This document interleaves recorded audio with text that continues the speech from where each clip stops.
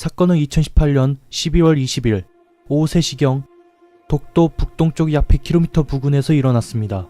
당시 우리나라는 해당 위치에 북한 선박의 구조 신호를 받았고, 이에 대한민국은 광개토 대항함과 해경 5001함인 삼봉함이 북한 선박에 있는 북측 인원들을 구조하기 위해 출동을 했습니다.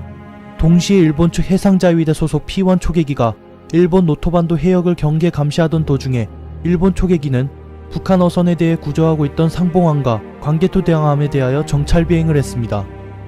일본 초계기는 지속적으로 저공 비행을 통해 정찰을 하는 도중에 대한민국 해군 소속 광개토 대항함이 사격 통제 레이더를 수분간 지속적으로 조사했고, 이를 스티얼 180 화기관제 레이더라고 방위성 소속 이와야 다케시 방위상이 주장을 하면서 사건은 시작되었습니다. 不測の事態を招きかねない、極めて危険な行為であるものと認識をしております。本事案の重大性に鑑みまして、我が国として本日、韓国側に強く抗議を行ったところでございます。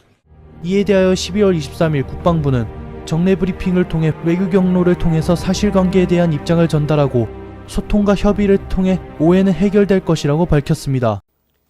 일본 측이 오해하고 있는 부분이 있다면 통상적인 절차대로 양국 당사 간의 소통과 협의를 통해서 해소하면 될 것입니다. 이를 위해서 오늘 개최되는 외교부 국장급 회의를 포함해서 국방 외교 당국 간에 긴밀히 협의를 해나가겠습니다. 그러나 12월 24일 오전 기자회견에서 이와야 방위상이 사안의 중대성에 비춰볼 때 우호국이라 하더라도 제대로 항의를 하고 재발 방지를 요구하는 일은 해야 한다고 밝혔으며, 사토 마사에사 일본 외무성 부대신도 양측의 설명을 면밀히 조사할 필요가 있다면서도 한국 측의 사죄를 요구하겠다고 뜻을 모았습니다. 12월 28일 방위성 강부가 일본의 한 신문인 산케이 신문을 통해 미군이었으면 당장 침몰시켰다라고 밝히면서 논란은 더욱 가중되어 가던 와중에, 이날 일본 방위성은 초계기 조종사가 촬영했던 영상을 방위성 유튜브를 통해 공개를 하였으며, 역시 다른 나라 언어로도 제작해 공개를 했습니다.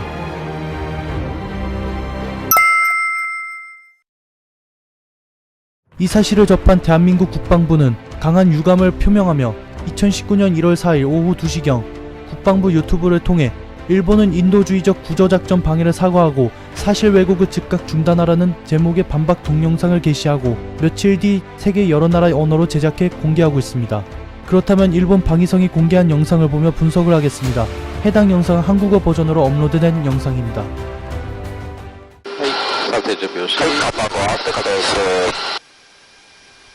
일본에서 공개한 영상에 국제법이나 국내 관련 법령에 따라 규정되고 있는 고도 및 거리 이상으로 비행 중이라고 밝혔는데요. 이후에 나온 내용에 1000피트까지 상승하겠다고 말합니다. 1000피트, 즉 304.8m를 뜻하며, 초계기 승무원도 비행고도를 1000피트까지 상승한다는 점을 토대로 최소 1000피트 이하, 304.8m 이하로 비행했음을 나타내고 있습니다.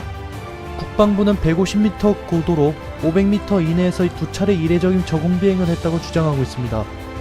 일단 일본의 설명대로 국제법, 국내법을 지키고 있다고 주장하고 있습니다. 이에 대한민국 국방부 주장대로 ICAO 국제민간항공기구에 따르면 이륙도는 착륙에 필요한 경우를 제외하고 또는 해당 당국의 허가를 받은 경우를 제외하고 VFR 시계 비행은 하지 말아야 한다라고 적시되어 있습니다. 두 번째로 4.6A에 명시된 것과 달리 지면 또는 물 위 150m 미만의 높이에서 비행하지 말라고 나와 있습니다. 하지만 이것은 민간 항공기에만 적용되는 것입니다. 이유로는 ICAO는 국제 민간 항공기구로서 군용기는 포함이 되지 않는다고 서술되어 있습니다.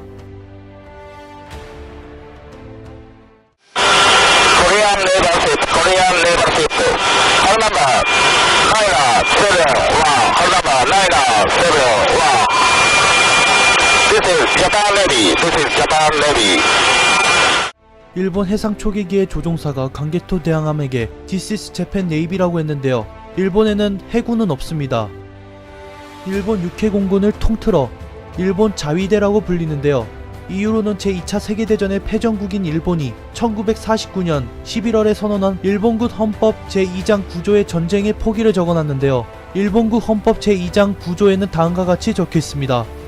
일본 국민은 정의와 질서를 기조로 하는 국제 평화를 성실히 희구하고 국제 분쟁을 해결하는 수단으로서 국권이 발동되는 전쟁과 무력에 의한 위협 또는 무력의 행사는 영구히 포기한다. 제1항의 목적을 달성하기 위하여 육해 공급 및 그 이외의 어떠한 전력도 보유하지 않는다. 국가의 교정권 역시 인정치 않는다. 이에 따라 일본은 군대를 보유할 수 없고 자국의 영토와 시민들을 지키는 자위대를 보유하고 있습니다. 따라서 외국 군함이나 군용기에게 응답을 하기 위해서는 재팬 네이비는 전혀 안되며 JMSDF 즉 해상자위대일 경우에는 Japanese Maritime Self-Defense Force라고 말하는 것이 옳습니다. 동시에 육상자위대일 경우에는 Japan Ground Self-Defense Force. 하지만 영상에 나온 바로 재팬 네이비라고 했으므로 교신 절차를 지키지 않았습니다. 다만 일본은 이전부터 재팬 네이비 또는 재팬 에어포스라고 교신을 하기도 했기 때문에 문제가 있지만 이 점은 넘어가도록 하겠습니다. 그러나 다른 나라 항공기가 다른 나라 군함을 지날 때는 사정교신이 있어야 하지만 일본 측은 광개토 대항함에게 사정교신을 하지 않고 정찰을 마치고 나서 교신을 하는 모습이 포착이 되면서 이 점은 문제가 있다고 보고 있습니다. 게다가 한국의 군함을 부를 때는 ROK 네이비 즉 리퍼블릭 오브 코리아 네이비라고 불러야 하지만 일본 측은 코리아 서우스라고 호출을 했습니다. 이것은 정확한 명칭이 아니기에 광개토 대항함이 교신에 응답할 필요가 없었을 것입니다. 대한민국 국방부 측이 공개한 영상에 나온 교신 음질이 좋지 않았음을 고려하면 교신에는 복합적으로 문제가 있었음을 알 수 있습니다. 일본에서 공개한 영상에 따르면 레이더 경보 수신기 RWR의 경보음이 울린 흔적은 없습니다. 단 영상에 나온 경보음은 고도 경보음이나 공중 추돌 방지 장치의 경보음인 것으로 추정을 하고 있는 상태입니다. 또한 락온을 당했다면 회피 기동을 하는 것이 당연한 상황에도 광개토 대항함에게 다시 접근하고 락온을 당한 주파수가 남긴 ESM 일렉트로닉 서포트 메저의 기록이 남아있음에도 일본 정부가 기밀이라는 사항으로 공개를 하지 않는다는 점을 토대로 조종사가 다른 레이더를 스티어 180으로 착각했거나 일본 정부가 말을 지어냈을 가능성도 보입니다. 무엇보다도 일본 정치권에서 극한 경로를 보이고 있는 상태라서 정치적으로 이용되었을 가능성도 제기되었습니다. 일본 방위성, 외무성, 심지어는 아베 총리까지 나서서 한국이 일본에게 사죄하게 하려는 격한 말투를 보였기 때문입니다. 한편 대한민국 국방부는 이에 대해서 태연한 대처를 보이고 있었고 2018년 12월 28일까지 여론에서는 관심도 없는 상태였으며 여론이 터진 후에야 2019년 1월 3일에 부랴부랴 청와대에서 NSC를 소집해 논의를 한 뒤 외교부 장관과 외무성 장관 간의 통화만 있었을 뿐이었습니다.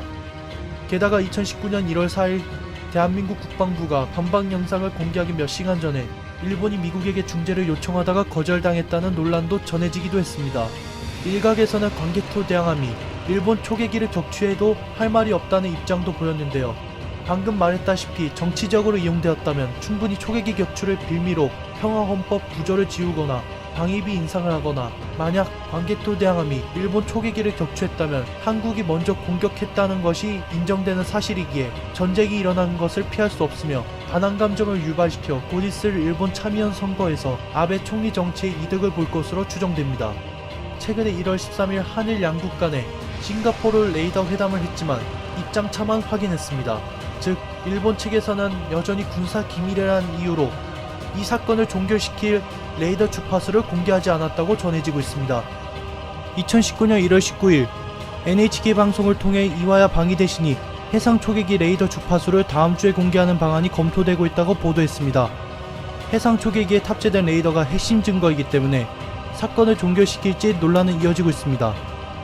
어찌됐든 대한민국과 일본 간이 원만하게 사건이 해결되길 바랍니다.